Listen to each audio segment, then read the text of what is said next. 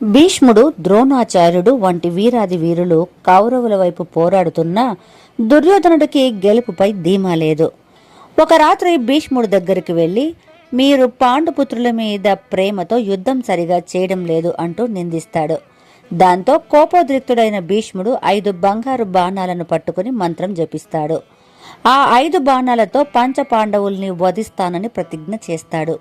దుర్యోధనుడు ఆ 5 బాణాలను ఆ రాత్రికి తన దగ్గరే ఉంచుకుంటానని, ఉదయాన యుద్ధ సమయానికి ఇస్తానని చెప్పి తీసుకెళ్లిపోతాడు. అయితే పాండవులు జూదంలో ఓడి అరణ్యవాసం చేస్తున్నప్పుడు ఓసారి అదే అడవి ప్రాంతానికి దుర్యోధనుడు వస్తాడు. ఆ చెరువుకి చెరోపక్క పాండవులు, దుర్యోధనులు బస ఏర్పాటు చేసుకుంటారు. ఆ చెరువులో గంధర్వులు నివాసం ఉంటుంటారు. దుర్యోధనుడు ఆ చెరువులో దిగి స్నానం చేస్తుంటే గంధర్వులు అతన్ని బంధిస్తారు.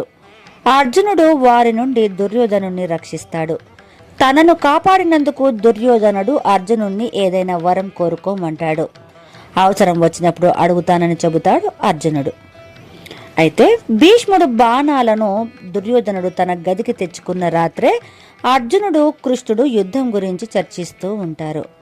సర్వాంతర్యామి అయిన శ్రీకృష్ణ పరమాత్ముడికి బాణాల గురించి దివ్య దృష్టి ద్వారా తెలిసిపోతుంది. అర్జునునితో, ఒకప్పుడు దుర్యోధనుడు నీకిస్తానన్న వరాన్ని కోరుకునే సమయం వచ్చిందని చెబుతాడు.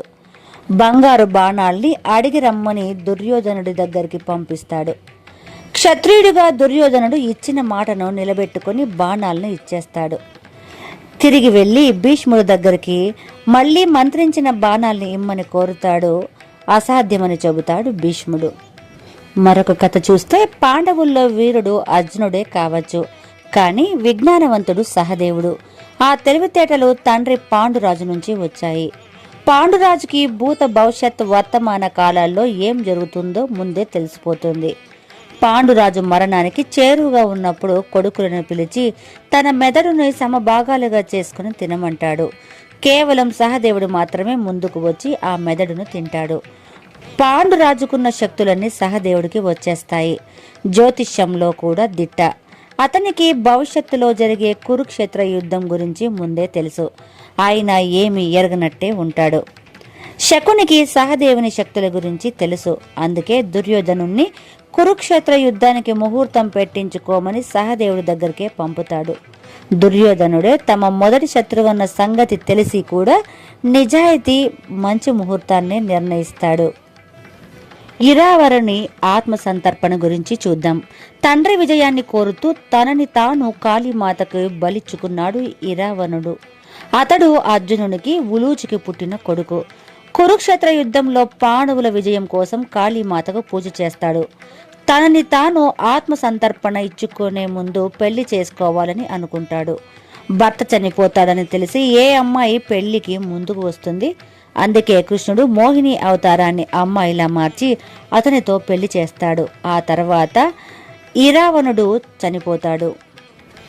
ఉడిపి రాజు గురించి చూస్తే 5000 ఏళ్ల క్రితం జరిగిన కురుక్షేత్ర సమరంలో అందరూ రాజులు పాండవుల వైపు, కౌరవుల వైపు పోరాడారు.